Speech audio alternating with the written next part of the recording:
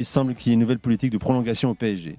C'est ce qu'écrit en tout cas le Parisien ce soir. C'est Marco Verratti qui a inauguré cette nouvelle politique lorsqu'il a prolongé en décembre dernier jusqu'en 2026. Je le disais tout à l'heure en introduction, son nouveau salaire est indexé sur le nombre de matchs qu'il dispute dans une saison.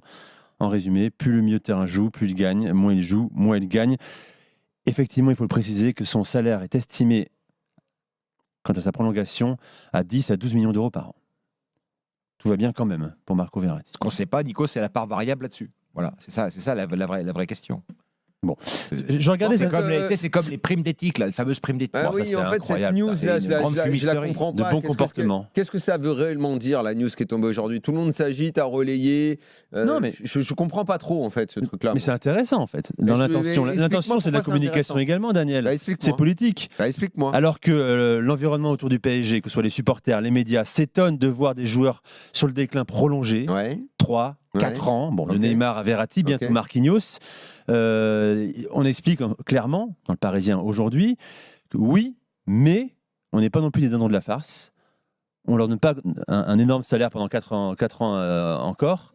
On va contrôler notre masse salariale. Dans la prolongation, le salaire est indexé. C'est ça.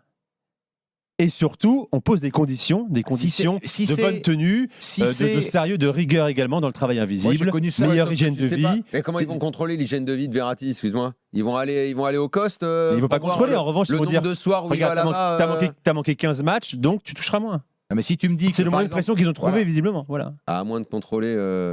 Ouais. Non, mais si tu me dis qu'il touche 1 million par mois, mais Verratti. Brut. Bon, si tu me dis s'il n'a pas joué, le PSG joue 7 matchs par mois, entre 6 et 8 matchs par mois. Bon, bah, si tu me dis que chaque fois qu'il rate un match, pour une raison douteuse, on lui sucre 150 000, 200 000 par mois, pourquoi pas? Mais pour un carton, ça va compter aussi. Évidemment. Je crois pas. Plus de discipline, une meilleure hygiène de vie. Et ça va être quoi la façon d'indexer le salaire de Neymar quand il perd 1 million au casino en ligne comme l'année dernière? Il a prolongé avant cette nouvelle politique. Quand il stream du casino, oui, mais t'as compris. Ça, le club ne va rien dire. On va rappeler l'histoire. Il a fait du casino en ligne, il a perdu. Enfin, en tout cas, il a gaspillé 1 million d'euros à la roulette, mais c'est pas lui qui les a payés. T'as compris, c'est son partenaire. 1 million d'euros pour Neymar, c'est une rigolade du casino quand même de faire ça. C'est moi, je trouve ça fou. Qu'il stream, le principe de streamer sa journée au casino, enfin, casino en ligne. En tout cas, il l'a fait. Ça dingue. Il a fait semblant de pleurer à la fin, c'était pas son argent, on a compris. En ce moment, Daniel, il a le temps. Oui. Ouais, mais écoute. C'est de la récupération aussi, peut-être. Non, mais on comprend bien. Moi, je comprends bien, surtout dans l'information Verratti, effectivement, qu'il y a une forme de communication, sans doute initiée par le Paris Saint-Germain, pour essayer de, effectivement, laisser penser qu'il y a remise le fameux serrage de boulon tous les ans annoncé au mois de mars et donc ça sous-entend quoi? Que Campos et Galtier vont rester? Alors ça, quel est le lien entre ça et ça? Ah oui, c'est Campos visiblement qui prend cette idée. C'est tout à fait. Donc si c'est une idée de Campos, ça veut dire qu'il va rester Campos et donc on garde Galtier. Ah bah dis donc. Bon, l'un peut partir, l'autre peut rester, hein, Daniel. Tu sais. Comme on disait jadis à Alençon, n'est pas sorti de l'auberge. C'est une expression qui devait être utilisée. Ça. Alors j'ai regardé les gars, depuis cette prolongation de contrat, ça n'a pas changé grand-chose au quotidien, au rythme de Verratti.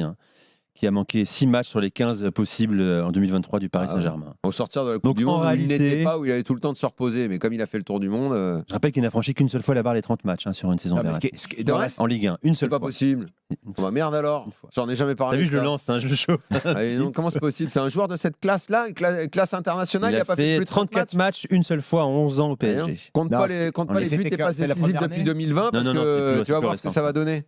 Mais ce qui est surtout étonnant dans sa saison-là, alors peut-être la faute à pas de chance, etc., mais c'est qu'effectivement, c'est quand même un joueur qui a eu le privilège de pas jouer, privilège malheureux pour lui, mais privilège quand même de pas jouer à la Coupe du Monde, et qui aurait dû être, à mon sens, l'élément absolument moteur du PSG deuxième partie de saison. C'était lui ça devrait être le joueur qui éclabousse tout le monde en ce moment, quoi. Et évidemment, ça n'est pas le cas.